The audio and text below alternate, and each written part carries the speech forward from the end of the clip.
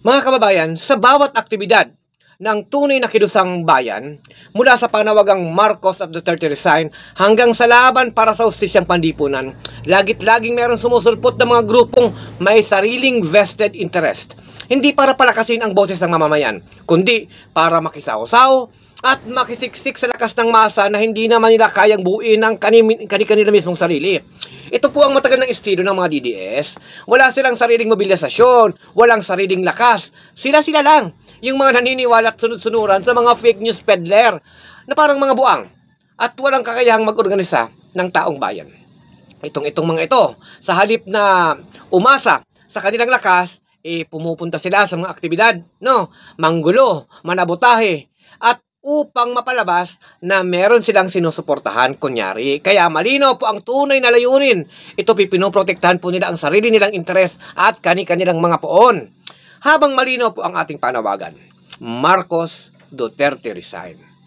Ang kanila po ay pira-pirasong maniobra para makaupo ang isinusuka ng si Sara Duterte. At malinaw na ang kapangyarihan ng mga ito ay unti-unti nang binibitawan ng taong bayan. Ang pagkilos nila ay hindi ho nakabatay sa prinsipyo, hindi nakaugat sa mamamayan, at hindi nakatuon para sa pagbabago. Ito po ay instrumental, pampolitika, at walang tunay na direksyon, pang sariling interes lamang at para sa kanilang pakinabang. Hindi na po ito bako. Itong kanilang mga pinagagagawa. Noong nakaraan, ilang beses na silang tinaboy. Hindi lamang ng mga progresibong hanay, kundi maging ng kapwa ng mga kaalyado at mga kaparehas na mga parehas DDS. Dahil ang paglikha ng gulo at pag-angkin ng mga pagkilos, na hindi naman sa kanila, yan ang kanilang ginagawa. Maging ang rally po ng IINC noon, inayawan din sila. Bakit? Dahil malinaw na sa lahat, hindi sila nagdadagdag ng lakas, nagdadagdag lamang sila ng gulo. Dito natin makikita, kapag ang isang grupo ay walang koneksyon sa mamamayan, nauuwi sila sa pagdikit sa lakas ng iba.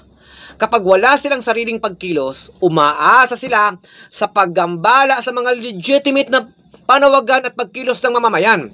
Kaya, ito ang nakikita natin. Itakwil ang oportunistang pananabotahe. Protektahan ang lehitimong pagkilos po ng mamamayan. Hindi ito usapin ng pag-aaway ng iba't ibang mga kulay. Ito ay usapin ng integridad po ng protesta na nakabatay sa tunay na hinaing at pagkakaisa ng sambayanan. Kung tunay silang may suporta, bakit hindi sila makapag-organisa ng kanilang sariling aktibidad? Kung tunay silang may agenda, bakit laging nakasabit sila sa rally ng iba? Dahil malinaw po mga kababayan ang gusto nila. At malinaw din ang kalagayan nila. Wala silang masa. Wala silang taong bayan. Wala silang lakas. Ang meron sila ay ingay at intriga. At yung mga naniniwala sa mga fake news. Kaya, bantayan natin mga kababayan, ha?